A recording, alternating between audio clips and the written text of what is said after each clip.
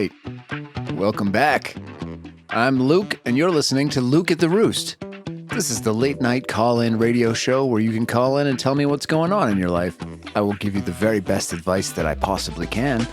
Today is Wednesday, March 11th, and we're going to get to the phones right away. First up, we've got Earl. Earl, welcome to the show. What's going on in your life today, buddy? How can we help you? Am I on? Okay, yeah. Hey, Luke, thanks for taking my call. I know it's late on a Wednesday. Appreciate you staying up with us. So, I run a junkyard out here. Been doing it about 12 years now. Bought the place from this guy who moved to Arizona, and it's been pretty straightforward, you know? People bring in their cars, I strip the parts, sell what I can. Okay, so what's on your mind? What's the problem at the junkyard? Right, so 3 days ago, Sunday, I was in the back office trying to make room for some filing cabinets because the paperwork's been piling up. There's this wall in there, and I always figured it was just, you know, the exterior wall. But I'm knocking on it to see where I can mount some brackets, and it sounds hollow, really hollow. So I get a sledgehammer, and I start breaking through, thinking maybe there's some storage space back there or something. All right, well, that's ballsy. You just start taking a sledgehammer to your wall. What'd you find back there? A whole room, Luke. I mean a whole furnished room. There's a couch in there with the plastic still on it, like someone just bought it and never sat on it. There's a mini fridge that's plugged in and running. Has been this whole time, I guess. And the walls, all four walls, they're covered in Polaroids. It sounds like a lost situation. Were you able to find any other doors, any ingress or egress? That's the thing. No, there's no other door. The only way in is through the hole I made in my office wall. I walked around the outside of the building twice, checked every angle. There's no door, no window, no vent big enough for a person.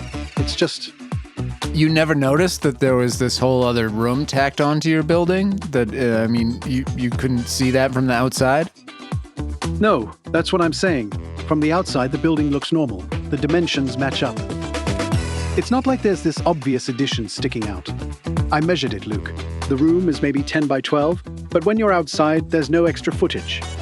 Okay, so you found yourself a magic room that's furnished but unused. What's on the Polaroids? People. Just regular people at parties, barbecues, birthday cakes with candles. There's got to be maybe 40, 50 photos up there.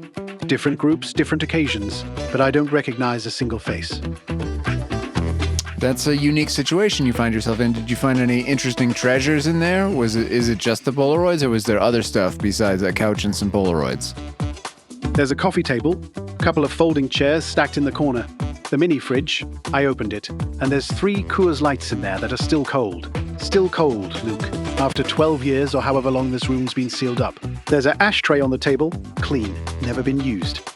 All right, so you've been paying electricity on this fridge. You got a room in there that mysteriously is invisible from the outside, and it looks like it's been unused for 12 plus years. Are you going to drink the beers? Yeah. I already drank one last night. That's part of why I'm calling. You drank a decades-old beer? How was it?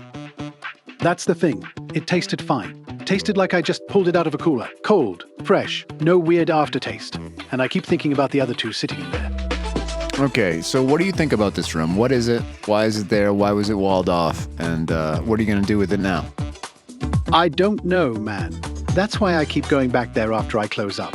I sit on that couch and I look at those photos and I try to figure it out. The guy I bought the place from, Jerry Hoskins, he swears he never knew about it.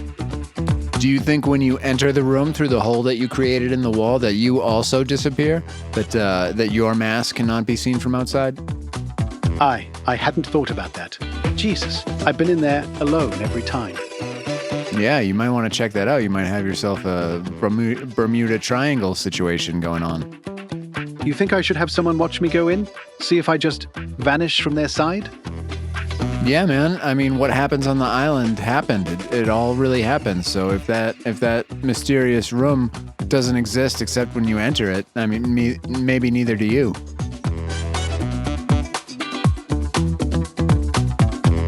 That's okay. That's freaking me out a little. Because I've been spending hours in there. Like last night, I was in there from 9:30 till past midnight. Just sitting there drinking that beer. Looking at the photos. And nobody knew where I was. Yeah, of course nobody knew where you were. You were teleported into another dimension. I think when you enter that room, you leave the bounds of physics and logic, and everything stops. Like there's no time in that room. You don't age when you're in that room, and anything that you do in that room is completely separate and isolated from the reality of the Earth. Wait, so you're saying the 3 hours I was in there last night, that might not have been 3 hours out here? Because I checked my watch when I left and it was after midnight. But... I mean, that's exactly what I'm saying. Did you jerk off in there? What? No. No, I've just been sitting there, looking at the pictures, drinking the beer. You got a secret room with a couch in another dimension and you didn't even rub one out? That does... how are you even talking to me? Like, that's not human. Look, it's not like that. The whole thing's being too weird to even think about. That. I've been trying to figure out whose room it is, who these people are. There's this one photo, this barbecue scene, and there's a guy flipping burgers who looks a little like my uncle, but it's not him, you know? It's like someone took my life and shifted it sideways. Yeah, don't jerk off to that. That sounds depressing. I think you've stepped into like a multiverse, another dimension, and you found a secret place, and anything that happens in there is magic. So my advice to you is to get a friend to watch as you enter the room and see what happens. Also, check your watch to see if time is moving by at the same rate that you expect it to be. Okay, yeah, I can do that. My buddy Rick, he comes by the yard most Thursdays to pick through the metal scrap. I could have him watch me go in tomorrow. There you go. That sounds like a good plan. Thanks for the call. That's a weird thing. Congratulations on your new square footage. Not everybody gets to say that they found a special hidden room. But that's cool. All right, next up, we've got Candy. Candy, welcome to the show. What's going on in your life? How can we help you tonight? Hey, Luke. So I'm calling because I just got roped into organizing the monthly potluck at work, and I am not doing it.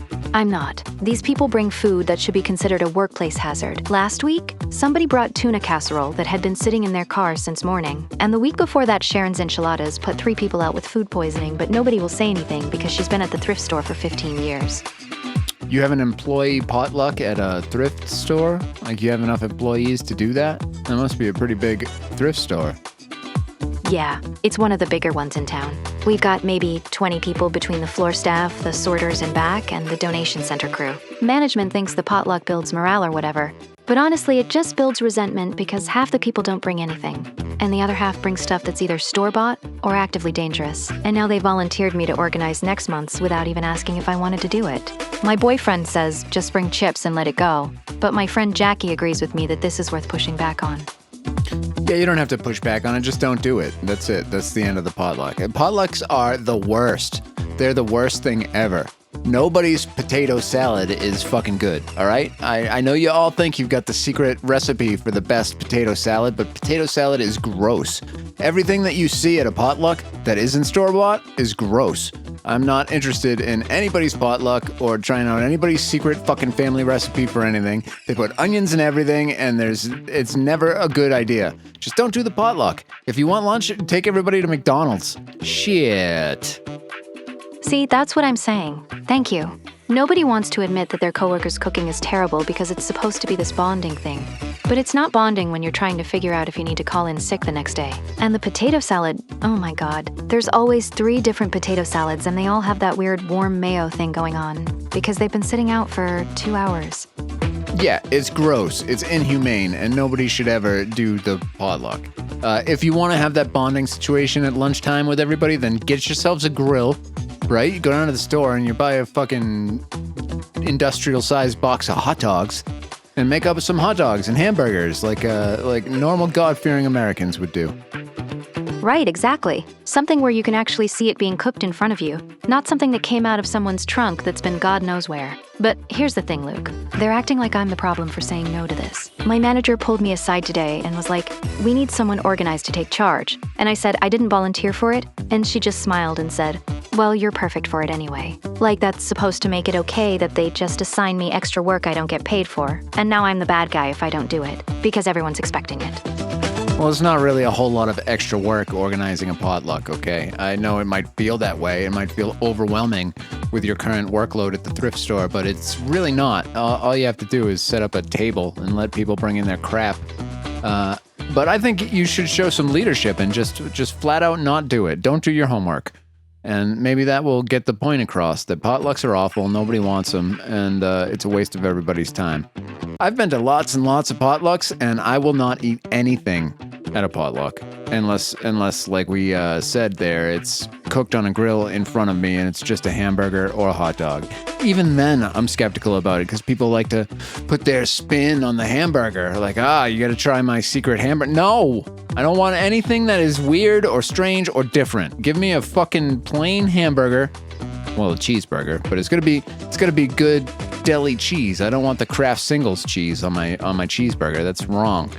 Just a hot dog, you get yourself some ketchup, some mayo, maybe relish if you're feeling frisky, and call it a day. Nobody needs chips, nobody needs salad, nobody needs sides. You get a hot dog and a bottle of water, and then get back to work. Oh, I wish it was that simple. But here's the kicker. If I don't organize it, they'll just assign it to someone else who'll let it slide again. And we'll end up with another Sharon Enchilada incident. And I cannot live through that again. Last time, I had to listen to Karen from Donations whimpering in the break room like a kicked puppy for 2 days straight. But also, I hate being the one who has to say no to this stuff, because then I'm the mean one. Well, you're not organizing what people bring to the potluck. That defeats the whole purpose of the potluck. So here's my advice for you. If don't do it because you don't want to support this insanity, just don't do it. And then if they assign somebody else to the potluck, don't eat anything there. And it'll just sit there on the table and rot, and people will be like, I don't really want my potato salad. And good. You know what? You're right. I'm overthinking this. I should just tell my manager tomorrow that I'm not doing it. And if she wants a potluck, she can organize it herself or find someone who actually wants to. And then when it happens, I'll just bring my own lunch from home and eat it at my desk like a normal person. There you go. That's the right answer. No potlucks. Don't participate in them in either way. Don't make something and bring it to a potluck. And if somebody does, don't eat it. And if you're the asshole for not participating in the potluck, well, good on you. It takes a village. Next up, we've got Mitch. Mitch, thanks for calling in. How can we help you today? What'd you have for lunch? Hey, Luke. Appreciate you taking the call. Lunch was a gas station burrito around noon, so we're about 12 hours past that now. Listen, I've been getting this weird interference on my radio telescope setup the last 3 nights. Okay, you're getting interference in the telescope or on the radio link? On the radio telescope itself. I built this setup in my backyard. Nothing fancy. Just a parabolic dish I welded together and some SDR equipment to pick up signals. Been running it for about 8 months now, mostly tracking satellites, looking at Jupiter emissions, that kind of thing. But starting Sunday night, right at 2:47 in the morning, I get this static burst that cuts out all my data for about 90 seconds. All right, well, that could have been, there's high solar activity right now. It could have been a little burp from the sun, one of them coronal mass injections. It could have been interference from the military playing around, ICE doing their thing, the laser tracking shoot-down drone machines. Who knows? There's lots of things it could be. It could be, did you watch Pluribus? It could be a DNA sequence for a greater being that is trying to take over our consciousness. Right, and I thought about the solar activity, checked the NOAA charts. Nothing unusual those nights. But here's the thing that's bothering me. It's the exact same time 3 nights in a row. 2:47 a.m. on the dot. Solar bursts don't keep a schedule like that. Yeah, neither do aliens. You know who does keep schedules like that? Humans do. That's somebody's garage door opener or the military playing some games out there doing testing. That's not anything to be concerned about if it's happening at the same exact time every day. Because time is our own concept, right? Time doesn't exist, man. It's not a real thing, man. Okay, but here's where it gets weird. My neighbor, the same guy who reported my antenna to the HOA last month, saying it was attracting attention, he's the one who called animal control on my dog yesterday. And my ex-wife somehow knew about the citation before I even got home to see it taped to my door. All right, did you ask her how she knew about that? Did she maybe prompt this guy to do it? Does she like you? Do you get along? Why are you talking to your ex-wife? There's a whole bunch of questions there. None of them seem relevant to the initial reason you called. What are you talking about, sir? You're right. I'm connecting things that might not connect. She texted me because our daughter got scratched by the dog. She's fine, just a scratch. But the neighbor's saying my kid was teasing the dog through the fence with a stick, which is impossible because I built that fence myself, and the slats are too close together for that. But what I'm saying is, this neighbor reports my antenna, then a month later I start getting interference at the exact same time every night, and then suddenly he's calling animal control? That's a pattern. That's not a pattern. You're paranoid. Maybe I am. But explain to me why the interference stops at exactly 2:47 every time. Not 2:46, not 2:48. 90 seconds of dead signal, then it comes back clean. 3 nights in a row now. I just did explain it to you. There's some military operation or somebody else's amateur hardware that's running in an automated way at that time. That's the only explanation for exact time changes like that. Automation is something that we humans do. So if you can figure out what frequency it is, maybe you could try doing some, what do they call that, fox hunting, and figure out where the source of the signal's coming from. If it's a radio thing, right? So those are physical waves. You can see those with the right tools. If you really want to get into it, you can figure out what's doing that. All right, yeah, I could do that. I've got the equipment to triangulate if I set up at a couple different locations. But, Luke, real talk. You think my neighbor could be running something that's interfering? Because the timing on all this, him reporting me and then this starting up, it just feels deliberate. No, I don't, because that would be a stupid thing to do deliberately, to take out your telescope equipment for 90 minutes or however long you said it was, 90 seconds. Like, there's no purpose to that. There's no motivation for that. It's just an annoyance. If he was blocking the signal all the time so you couldn't use it and you had to get rid of your antenna because he's a NIMBY that doesn't want it in his backyard, maybe. But if he's only doing it at 2:30 in the morning for a couple of seconds, no, that's not what it is. Not intentionally, anyway. He might have some kind of gear that leaks radio frequencies and it's messing with you, but that's a mistake. And your dog is a completely different problem, so these are not the same thing. You're right. I'm sitting here in the tow yard office at midnight, avoiding going home because of a dog citation. And I'm trying to make it into some bigger thing. The interference is probably just somebody's automated weather station or something kicking on. And my neighbor's just an asshole who doesn't like my setup. Those are 2 separate problems. Those are 3 separate problems, and all of them are uninteresting, and you can take care of them yourself because you're a grown-ass adult. Next up, we've got Adrian. Adrian, welcome to the show. What's going on in your life? Something good, I hope? It's Adrian, actually. And no, not good. I just accidentally went to a stranger's funeral, and now I think her family believes I was her secret best friend. And I don't know if I need to send flowers, or just never show my face in that part of town again. How did you accidentally go to a stranger's funeral? You just hang out at funeral homes? You're just checking out the scene and decided to stick around for 90 minutes while people cried? No, I got the addresses mixed up. My dentist's mom died, and I was supposed to go to her service across town, but I put the wrong funeral home into my phone and didn't realize until the daughter got up there talking about her mom's 40 years at the post office. And by that point, I'm in the front row between 2 sobbing relatives who keep grabbing my hand. So what am I supposed to do? Stand up and announce I'm in the wrong funeral? That's what I would have done. I would have been like, whoops, wrong place, gotta go. And then snuck out. But I can see where you definitely got confused by 2 competing funerals on opposite sides of town. That happens all the time. It's a very common problem. Okay, I hear the sarcasm, but I was running late because I had to cover someone's lunch at the DMV, and I just clicked on the first notification and drove. I didn't even look at the name on the building until I was already inside signing the guest book. And then this very sweet older man in a cardigan asked if I wanted to sit with the family. And I just said yes because I panicked. The worst part is, I actually cried during the eulogy. Like, ugly cried. Okay, well, here's my advice for you. Forget that it happened.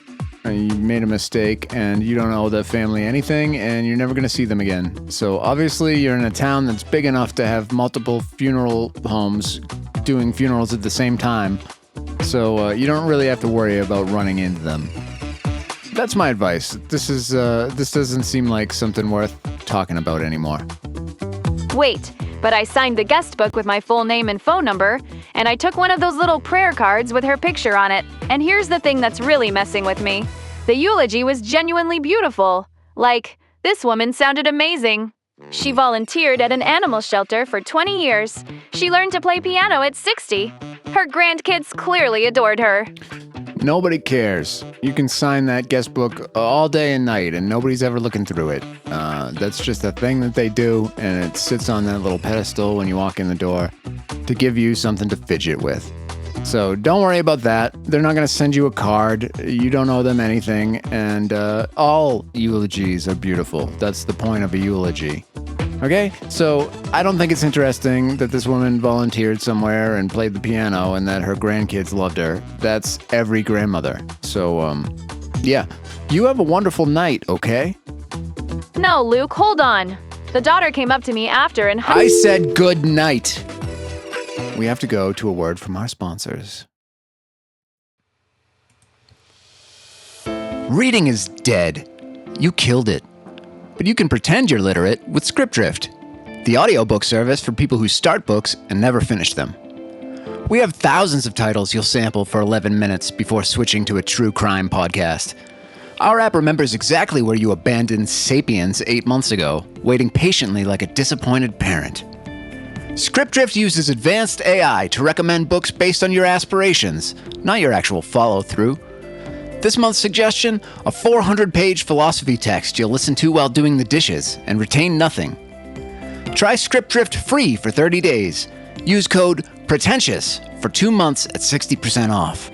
Scriptdrift, your Goodreads profile is a lie. All right, and we are back. Next up on the caller line here, we've got Leon. Leon, welcome to the show. What's going on out there in your life tonight? Hey, Luke. Yeah, so I'm calling from the break room at work right now, and okay, so this is wild. You know Mrs. Pacheco. Well, not you specifically, but she's the crossing guard at my daughter's school, Desert Vista Elementary. Been walking me to class for like 2 years now. Sweet lady, reflective vest, the whole thing. Anyway, last month, my buddy Carlos made me watch this poker documentary with him, and I'm not even into poker really, but he was insistent. And there's this whole segment about the World Series of Poker from 2009, and Luke, it was her. Well, that's great. Good for her. She's good at the poker. Everybody knows Miss Pacheco. Of course, she's the crossing guard lady that plays poker. No. You don't understand. She won $340,000 and a bracelet. Like the actual World Series of Poker, the real deal, and now she's standing out there in the wind every morning making $12 an hour, helping kids cross the street. Well, I mean, you only saw her win. You didn't see how many times she lost or if she was staked by somebody else. Like, you got to pay taxes on that money. She's got bills and debts and a house to deal with. So, yeah, maybe she just enjoys standing out in the road in all types of weather and helping the little ones cross the street. Right. Yeah, that's actually what she said when I brought it up to her this morning. I was dropping off Mia and I was like, hey, I saw you on this documentary. Congratulations on that whole thing. And she just smiled at me, like this calm smile, and said she likes the job. But that's the thing that's messing with me, because my girlfriend Vanessa thinks I shouldn't have said anything at all. Like it's none of my business what happened to the money, or why she's doing that job. But then my mom, who already doesn't like that me and Vanessa are living together without being married, she's all like people who gamble always lose it eventually. It's in their nature. And I'm sitting here thinking, wait, is that true? I mean, in the vast majority of cases, people that play games of chance lose. That's how most of the games are set up. Poker's a little bit different, though. There's a skill involved, and the people that are good at it can show wins over time. Yeah, they're going to lose lots, but the goal is to win more times than you lose. Maybe the top fucking 3% of poker players stay in the money for the long term. Okay, so that makes sense, but here's what I can't figure out. She didn't seem embarrassed at all when I mentioned it. Like, if I had won that kind of money and then lost it all and was working for $12 an hour, I'd be mortified if someone brought it up. But she was just pleasant about it, almost like she was proud of it still. And now I'm wondering if maybe she didn't lose it, maybe she just wanted the job anyway. Yeah, and it's none of your business. And she won a championship. Of course she's going to be proud of that. Maybe she spent the money. It was her money to spend. That's her prerogative. Maybe she bought herself a nice house, or it's sitting in a bank account somewhere collecting interest. Maybe she opened up an account with our sponsor, Crypto No, and lost it all to the soothing ocean sounds that they play. Who knows? But it's not important. She's happy, she's enjoying her life, and that's the important part here. You're right. But okay, so here's where it gets complicated. Because Vanessa is mad at me for even asking about it, like I crossed some line. But then at the same time, she keeps bringing up how we need to save more money for Mia's college fund, and we're barely making ends meet with my welding job and her working at the clinic. And I think maybe part of why this is bothering me is because here's someone who had all this money and chose to stand in the street. And we're over here stressing about every dollar. Does that make sense, or am I just being weird about this? You're just being weird about this. You can't compare yourself to somebody else's life.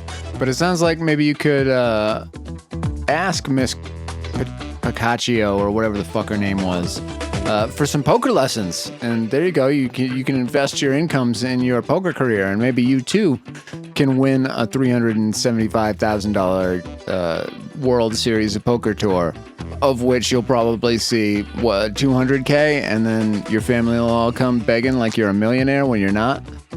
It sounds like a curse. So I don't know. But this is none of your business. Okay, yeah, you're totally right. It's none of my business. But now I'm thinking about what you just said about everyone coming around begging, because that's exactly what my mom said would happen if we ever came into money.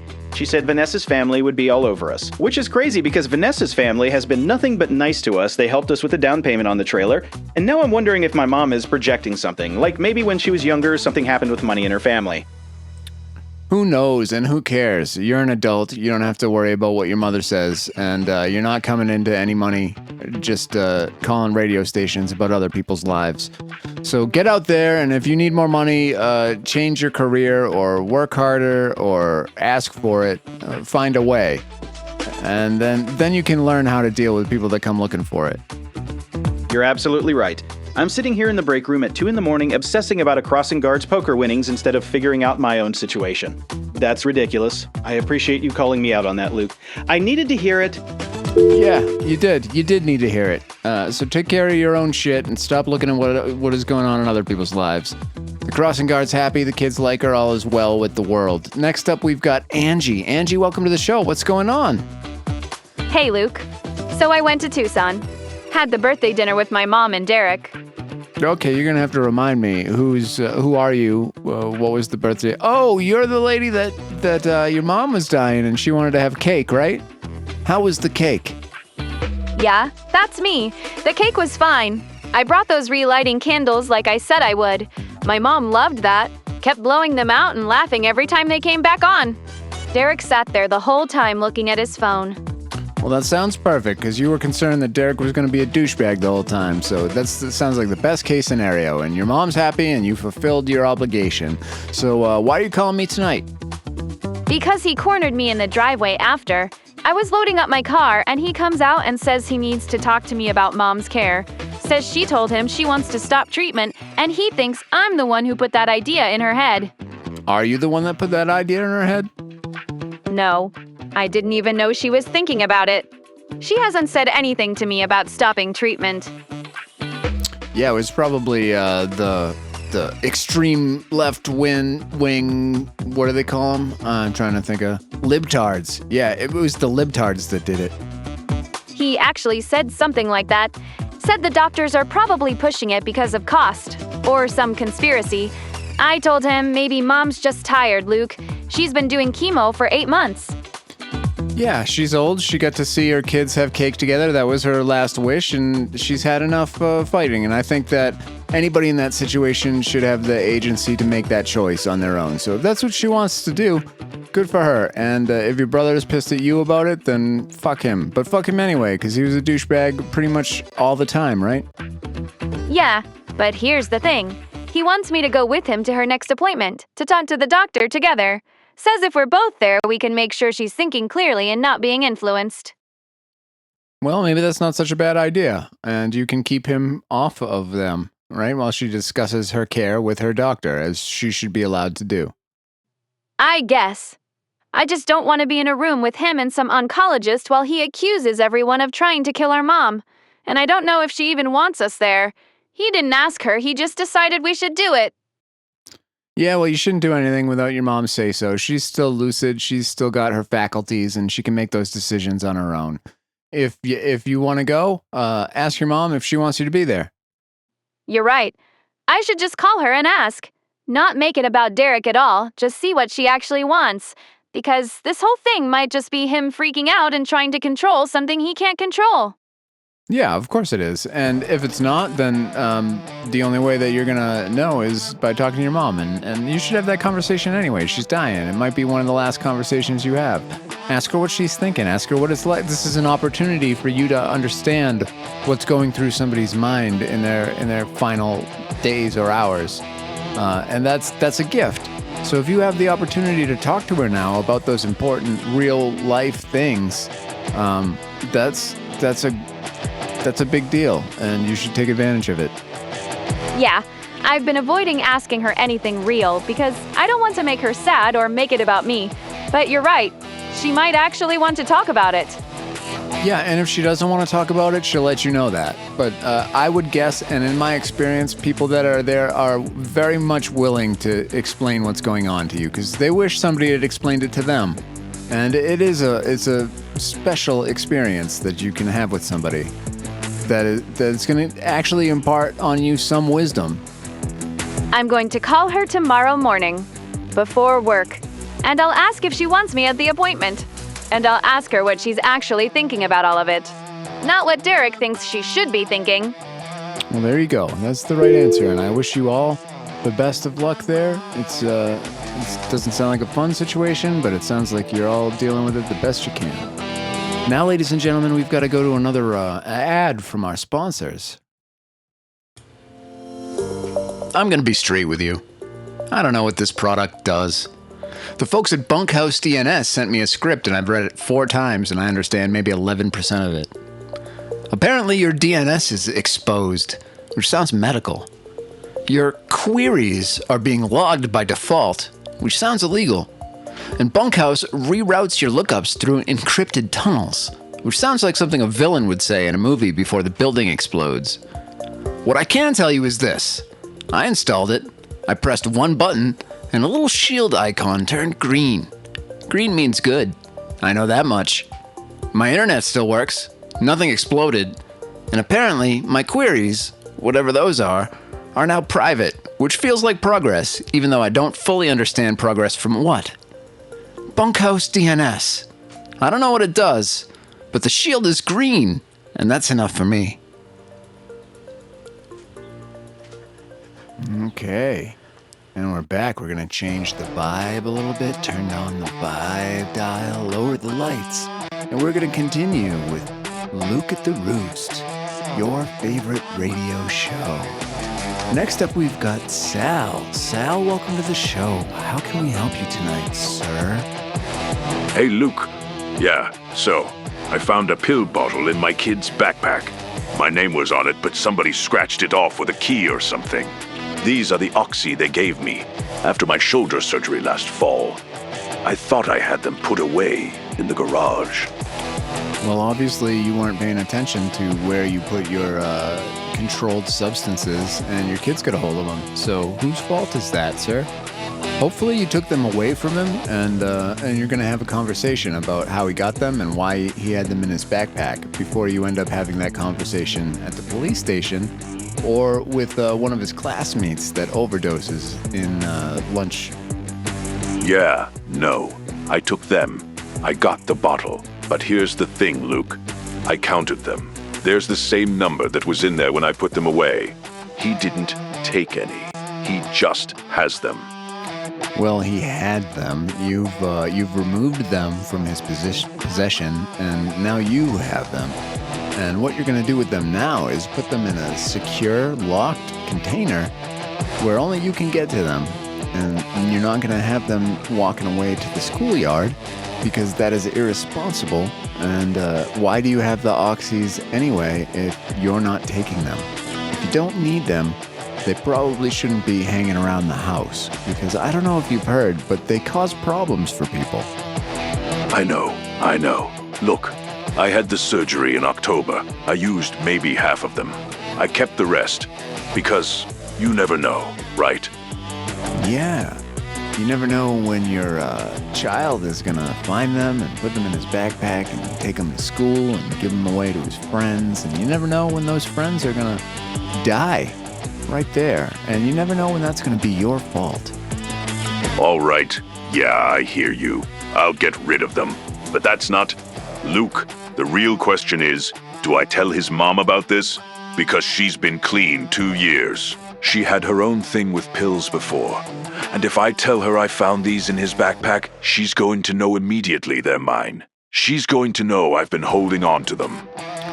Well, you were prescribed these pills and you're holding on to them because you're an adult and you made the decision that they might be good to have around for some reason.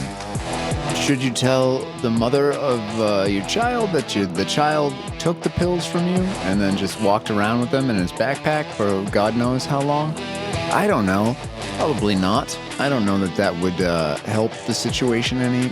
What I would recommend is you should talk to your son and ask him why he took the pills, what he was doing with them, and what his intentions were, and explain to him the dangers of OxyContin and what type of drug? Opioids. And explain to him what opioids are about, and have the conversation about drugs and how they can ruin your life, and see where he's at with that. So you talk to him and let him know that if he continues, you're going to tell his mother, but for her own protection, you don't have to mention it this one time because there was no harm done. But next time, there very well could be harm done, okay? Yeah, but Luke, that's the thing. I don't think he took them to use them or sell them or whatever. I think he took them because, I don't know, like insurance or something. Like he knows they're mine. He scratched my name off. And that doesn't make a whole lot of sense. Insurance against what? Insurance against what? You grounding him? You're going to be like, well, if you don't let me go play with my friends, I'm not going to give you your important pain medication. If that's the case, your child might be a psychopath, and maybe you need to have a very different conversation. No, not like that. More like insurance against me. Like maybe he knows about other stuff I've got stashed. Maybe he's holding on to them, so I know he knows. That is insane. But what other stuff do you have stashed, probably unsecured and available for a child to take to school? I mean, nothing like that. Just, look, I've got some things in the garage. Tools, some equipment from jobs. Nothing illegal. But the kid's been going through my stuff, clearly. And I don't know what he's seen, or what he thinks he knows. Well, you sound like a disturbed gentleman. And it sounds like maybe you're stashing some guns, or drugs, or stolen Native American women, or maybe industrial weapons-grade plutonium. Who knows? I don't know what's in your garage. Only you can know that. But the stuff that is important, dangerous, maybe should be locked up, perhaps in a gun safe. You can get one of those at Harbor Freight or at a gun safe store. And you might be interested to learn that if you buy a safe, there's no tax on that. Isn't that nice? Yeah, I know about the safes. I've been meaning to get one. But Luke, you're missing what I'm asking here. Do I confront him about the pills or not? I don't believe I missed that. You never asked me if you should confront him. You asked me if you should confront his mother, to which I replied, no. And then I further elucidated that you should talk to him about drugs and how they can affect somebody's life in the long term, like a good father would. Because it seems like it's probably the time in his life where he's curious, and you might be able to fend off some serious issues later in life. Also, if nothing else, you can ask why he would take your pills for insurance against what exactly? All right, yeah, you're right. I need to talk to him directly. I've been avoiding it because I work nights most of the week, and when I am home, he's either at school or locked in his room. You see, he has the right idea with the whole locking up the room. Maybe you should take a cue from your son, because he seems to understand how to protect things that he doesn't want other people to have access to.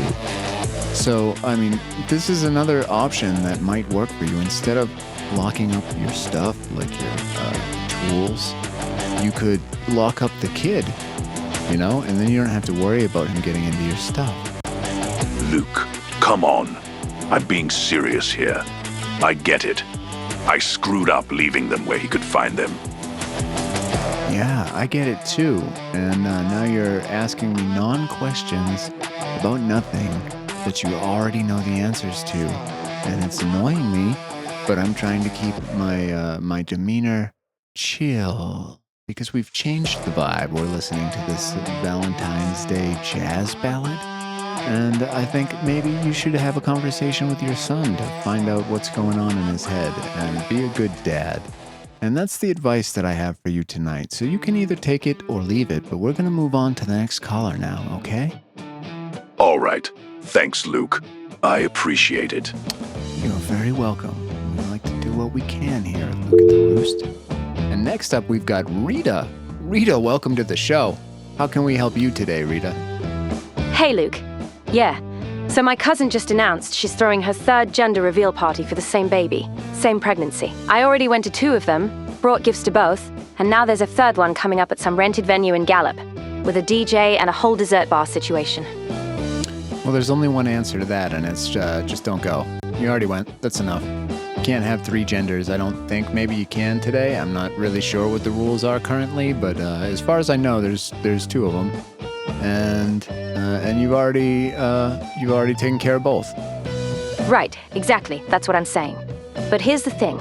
She's posting on Facebook between planning these parties about being a struggling single mom. Like every other day, it's some post about how hard everything is. And then the next day, she's picking out balloon arches and arguing with the caterer about whether they can do a taco bar. And my kid, my daughter, she asked me the other day why we never had parties like that when she was born. And I'm trying to explain to her that we did have a baby shower, we had family over, but now she thinks we didn't celebrate her properly, because we didn't have 3 separate events, with smoke cannons and professional photographers. Well, who's to say what's celebrating properly? You did the best you could do, and that's all you can do, and you don't have to worry about what somebody else is doing. If she wants to have 3 gender reveal parties, good for her. If she can get people to give her 3 different gifts and shower them with I don't know, treasures, great. That's good marketing. But you don't have to concern yourself with it, and you don't have to go. Just don't go. You're right. I know you're right. It's just... Okay. So the first party, the smoke cannon thing misfired, and nobody actually saw if it was pink or blue. So she said that one didn't count. Then the second one was for her dad's side of the family because they couldn't make it to the first one. And now this third one, she's saying it's the real one, the official one, because the venue is nicer, and she got a better photographer. And I'm sitting here in the break room at the casino on my shift, thinking about how I'm supposed to tell her I'm not coming to this one without starting World War III in the family. You don't tell her anything, you just don't go. And then when she gives you a hard time about it, which she won't, because, she's doing it to collect presents. And once the presents are all accounted for, then your presence is not going to be an issue. But if she has anything to say about it, you say, yeah, I already went to 2 of them. That was enough. End of call. End of discussion. Do you have anything else to talk about? Well, yeah, actually. Because my brother Anthony, he lives in Seattle now. He sent her a $300 stroller. After the second party, like that fixes everything. And now she's posting pictures of it, saying how blessed she is to have family that supports her. And I'm over here thinking, I brought a diaper bag and some onesies to both parties. And now I look like the cheap one. And the thing is, Anthony hasn't been back to visit in 4 years. He doesn't call, he doesn't know what's actually going on with anybody. But he can throw money at it from Seattle. And suddenly, he's the hero. And I'm the one who drove her to her ultrasound appointments when her car was broken down. Okay, well, it's not about you, and it's not about her, and it's not about him. It's about this kid that isn't even born yet. So all of you need to chill the fuck out about it. And you gave what you could give, you did what you could do, and it's over, all right? The kid's going to come out, whatever the kid comes out, and then change his mind anyway. So don't worry about it, and move on, all right? Stop thinking about what other people are doing and how that reflects on you and what they're thinking about you, because nobody is.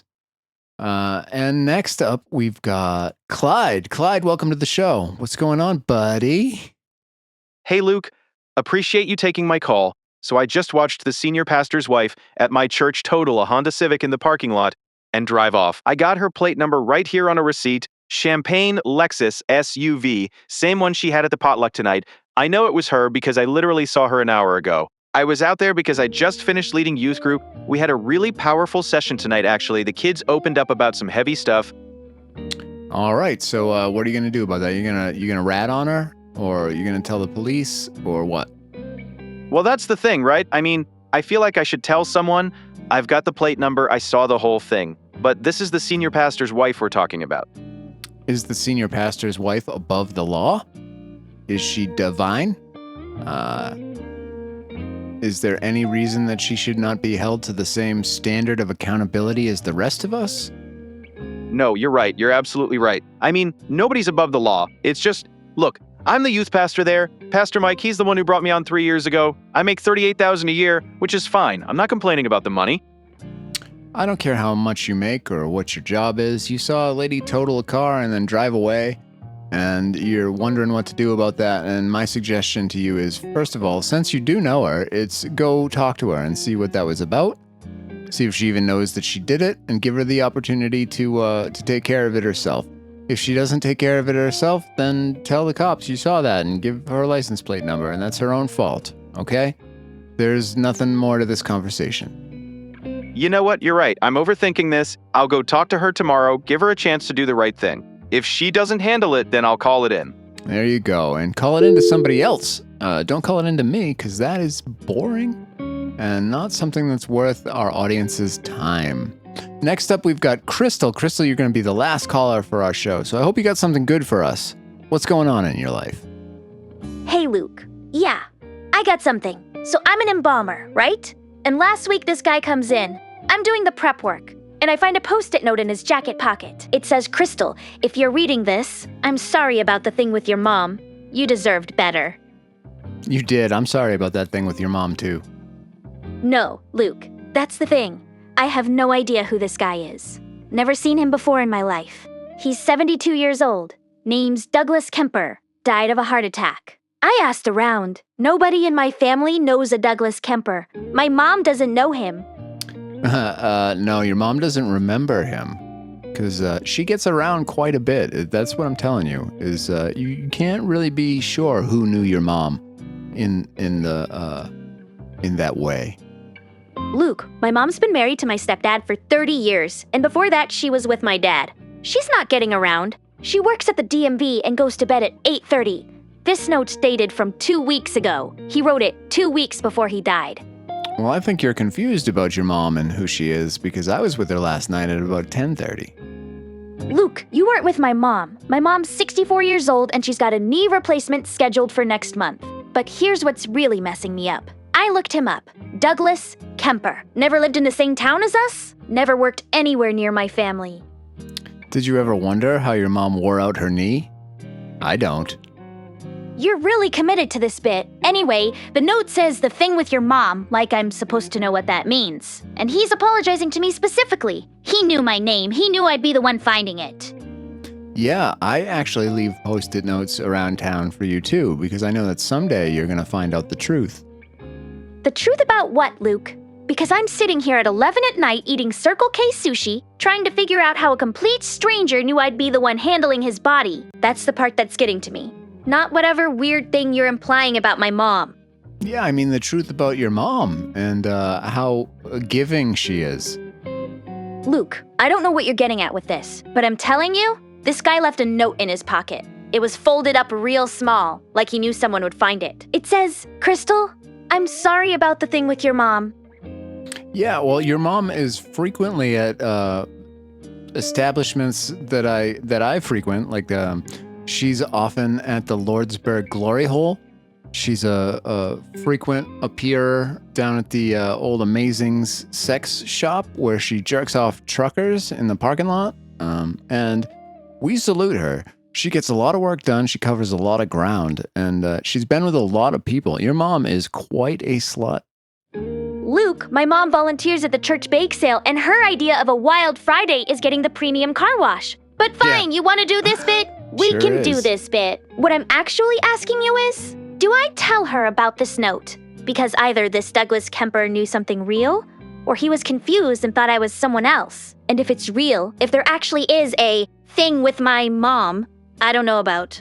Do I really want to open that door? We've all opened that door, my friend, and let me tell you, it's not that tight. You know what? I'm going to take that as a no. Don't tell her. Because you're right about one thing. Some doors you can't close once you open them. And maybe whatever Douglas Kemper thought he needed to apologize for, it died with him. Maybe it did, I don't know, but you are right about that. Some doors you cannot close once you open them, like very similarly to your mother's legs. All right, Luke. I appreciate the advice buried somewhere under all that. I'm going to toss the note and pretend I never saw it. All right, good for you. And tell your mom I said hello.